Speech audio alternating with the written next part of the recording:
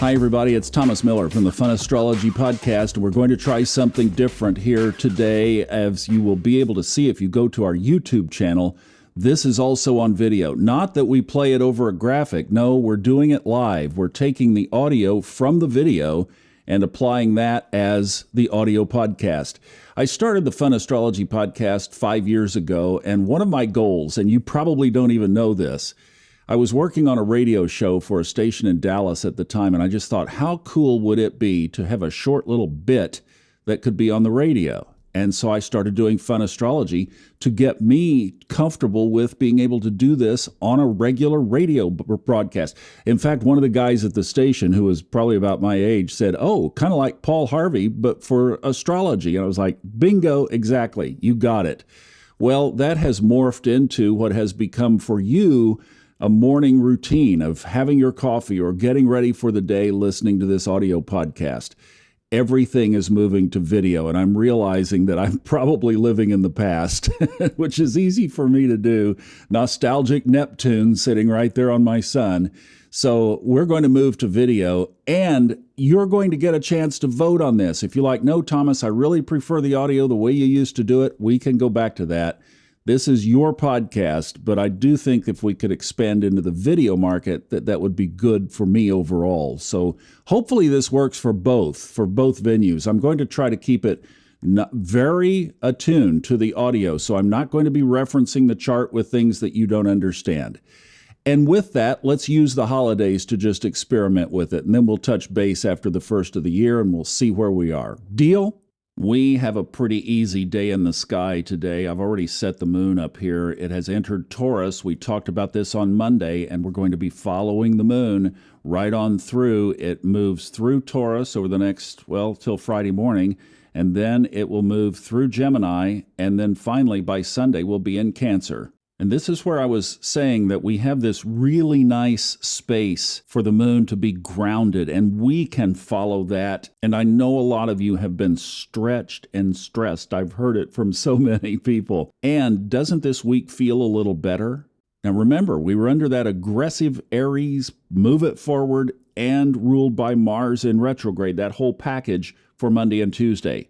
But today we get to move into this much calmer energy. The moon enters Taurus today at 10:54 a.m. Eastern. Now, just for the record, it will move through Taurus the rest of today, tomorrow, and then Friday morning at 7:39 a.m. Eastern, it will trine Neptune, and I'm showing this on the video, but it will trine Neptune, then it goes void of course, and that void of course on Friday will only be for just under 5 hours, and then at 12:21 Friday morning, it moves into Gemini. So that's the path of the moon over the next couple of days.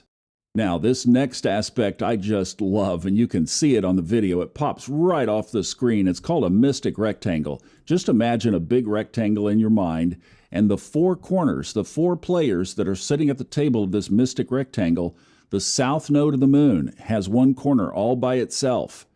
Mars in retrograde has a corner all by itself. And then on the other side of the box is Neptune, sitting right next to the north node of the moon, and on the other corner, Pluto and Venus. So we have a massive, tension, because obviously Mars is still across from Pluto, and because of the Mars retrograde, it is going to be staying across from Pluto.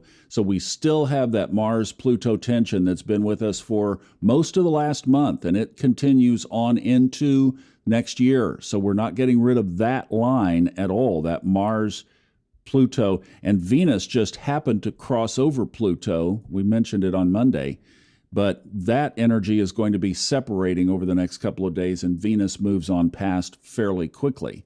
If you're still married, you're good. Let's just put it that way. If you're still in your relationship, all is well. You'll be fine. But we do have just, and see with the Neptune north node of the moon, and remember that north node of the moon is in what sign?